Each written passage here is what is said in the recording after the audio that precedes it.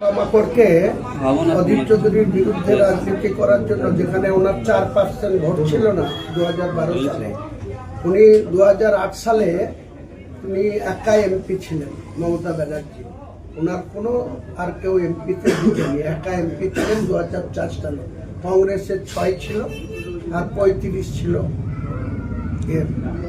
বামফ্রন্টের 2004-এর নির্বাচন। উনি একা এমপি জিতেছিলেন, দিয়ে 2008-এ 9-এ আবার নেক্সট ইলেকশন, তো 4-এ একা এমপি। 8-এ বহরমপুর পৌরসভার নির্বাচন হয়েছিল। অধীর চৌধুরীর নেতৃত্বে বামফ্রন্ট সরকার ছিল, কিন্তু 16% বেশি ভোট বামফ্রন্ট পায়নি। তিনবার 0 ভোট চালিয়েছে অধীর চৌধুরীর নেতৃত্বে। তখনও 2008 সালে এমপি। তৃণমূলের জন্ম হয়ে গেছে, 9 বছর বয়স হয়ে গেছে। 98 সালে তৃণমূলের জন্ম, 2008 সালে। এই বহরমপুরের মানুষ ওনাকে প্রত্যাখ্যান করেছিল। 4টে সভা করেছিল, ভোটের পার্সেন্টেজ ছিল 4%। তারপরে 2011 সালে যখন নির্বাচন হয়, যখন বামফ্রন্ট সরকারের পরাজয় ঘটে, উনি 182টা কংগ্রেসকে সঙ্গে নিয়ে 229টা সিটে লড়াই করে 182টা আসন জিতে, আর কংগ্রেসকে মাত্র 65টা আসনে লড়তে দেয়। 65টার মধ্যে কংগ্রেস 42 জন জিতে। 42-এর মধ্যে 1/3 14টা এই মুর্শিদাবাদ জেলায় কংগ্রেসের জিতে। তার মধ্যে হুমায়ুন কবির ছিল। তো হুমায়ুন কবির যখন ওই মমতা ব্যানার্জির মিথ্যা প্রলোভনে, কোনো কথা আমি বলতে চাই না, আমাকে 35 মিনিট কথা বলেছিল রাইট আসে। এই পোকামাকড় যখন, তাকে এত 35 মিনিট সময় দেওয়ার কাছে। আর আজকে হুমায়ুন কবিরকে এই 1.5 বছর ধরে 5 মিনিট সময় চাইলে সময় দেওয়া হয় না। শুধু একবার বলা হয় ববির সাথে কথা বলো, একবার বলা হয় অভিষেকের সাথে কথা বলো। উনি এত ব্যস্ত, ওনার ব্যস্ততম শিডিউল 2026-এর ইলেকশনে আর থাকবে না, এটা আমি বলছি। বলছে ওয়াকফ বিল নিয়ে ভুল বোঝানো হচ্ছে, টাকা খেয়ে। মূলত বিজেপি থেকে আলোচনা বলা হচ্ছে, বিজেপি ওয়াকফের বিরুদ্ধে কে কথা বলেছিল?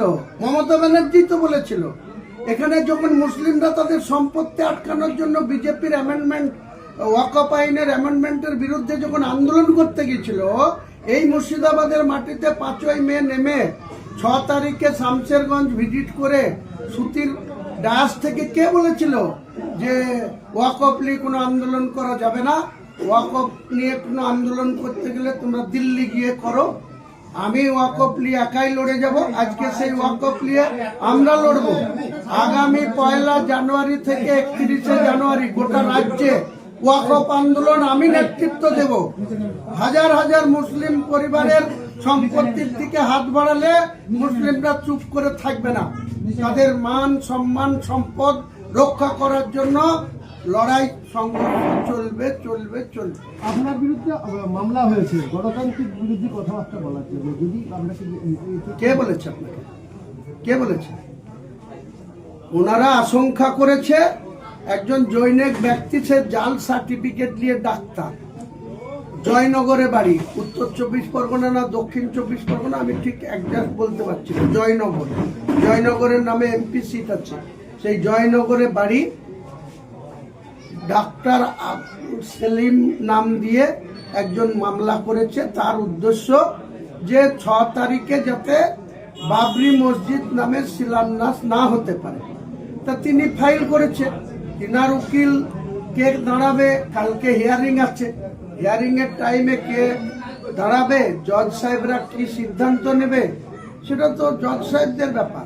হিয়ারিং হতে দিন, তার পক্ষে যেমন লড়াই করবে। আমি হাইকোর্টে গিয়ে 4 জন সিনিয়র লয়ারকে কালকে গিয়ে 2 ঘন্টার জন্য গিয়েছি, হাইকোর্টে মিটিং করেছি, করে 4টে লয়ারকে পাওয়ার দিয়েছি। কালকে হাইকোর্টে আমার হয়ে 15টা লয়ার ডিফেন্স করবে। কি রায় আসে, কি জাজমেন্ট হয় দেখেন না, ওয়েট করেন না। আপনারা ভুলভাল কোশ্চেন করছেন। মুখ্যমন্ত্রী বলছেন যে জেলার শান্তি শৃঙ্খলা বিঘ্নিত হতে পারে, এই বিষয়ে বিঘ্নিত হলে ওনার পুলিশ কি করছে? ওনার পুলিশ কি শুধু পাথরের গাড়ি আর বালির গাড়ির টাকা তোলার জন্য আছে? বিঘ্নিত যদি হয় তার পুলিশ ব্যবস্থা নেবে, যে করবে। আমার সঙ্গে সাথীরা যদি করে তার বিরুদ্ধেও ব্যবস্থা নেবে। কেন পুলিশ নেয়নি? যখন হরগোবিন্দ দাস আর চন্দন দাস খুন হয়ে গেল, ওনার পুলিশ কি করছিল? যখন ওনার পুলিশের গাড়ি আক্রান্ত হলো জঙ্গিপুরে, রোড ব্লকেট হলো, অগ্নিসংযোগ হলো, ওরা পুলিশ কি করেছিল? এখানে খৈতান এগ্রো কমপ্লেক্সের হাজার হাজার বিঘি সম্পত্তি আছে। আমি নিজে 2 বছর আগে বলেছিলাম রবীন্দ্র সদনের মিটিংয়ে, অ্যাডমিনিস্ট্রেশন মিটিংয়ে অনলাইনে, যেখানে খৈতান যে রামনগর সুগার মিল 1989 সালে জ্যোতিবাবু যাদের 99 বছরের লিজ দিয়ে গেছিল, সেই লিজ এগ্রিমেন্ট অনুযায়ী নাম্বার 1, নাম্বার 2, নাম্বার 3, নাম্বার 4 অবধি তারা কন্ডিশন ফেল করেছে। অর্থাৎ নাম্বার 1-এ ছিল যে 60% জমিতে সুগার চাষ করতে হবে, আখ চাষ করতে হবে। সেকেন্ড ছিল যে সুগার মিলের যে স্টাফ স্ট্রেংথ অর্থাৎ কর্মচারীদের যে সংখ্যা সেটা বজায় রাখতে হবে, মেনটেন করতে হবে। থার্ড ছিল যে মিনিমাম 6 মাস রামনগর সুগার মিল চালাতে হবে। এই 3টে কন্ডিশনের একটাও খৈতান মানে না। তারপরে যখন আমি বলতে গিয়েছিলাম যেটাকে ডিলটা ক্যান্সেল করুন, আমাদের জেলায় কই শিল্পপতি আসতে চাইছে পাঞ্জাব থেকে বাজারে, আপনি তার সাথে মিটিং করুন, ডিলটা ক্যান্সেল করুন, তাহলে নতুন করে আবার একটা ডিল করুন। দুর্ভাগ্য মুর্শিদাবাদের মানুষের, নদিয়া মুর্শিদাবাদের এই যে রামনগর সুগার মিলে 8000 একর জমি, প্রায় 1000 একর উল্টো পাল্টা হয়ে সব সেল হয়ে গেছে, হয়ে গেছে সাব লিজ থেকে বা সাব লিজ হয়ে গেছে।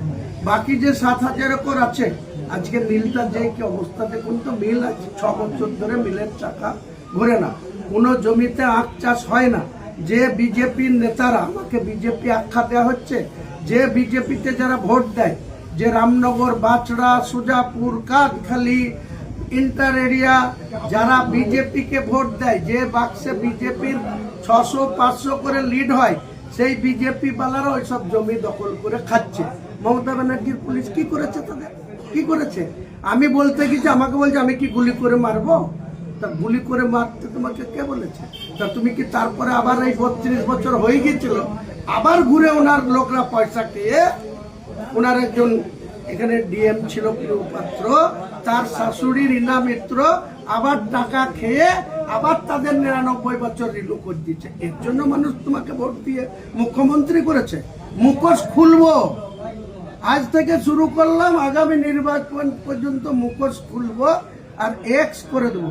শুভেন্দু অধিকারী বলছে কিছুদিন থেকে যে মুখ্যমন্ত্রীকে প্রাক্তন করব।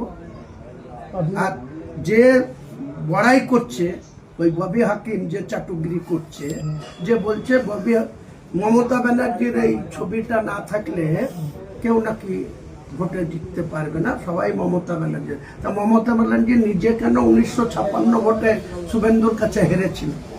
78টা আসন কেন হেরেছিল? 77টা হেরেছিল, আর নওশাদ সিদ্দিকী ভাঙড়ে জিতেছিল।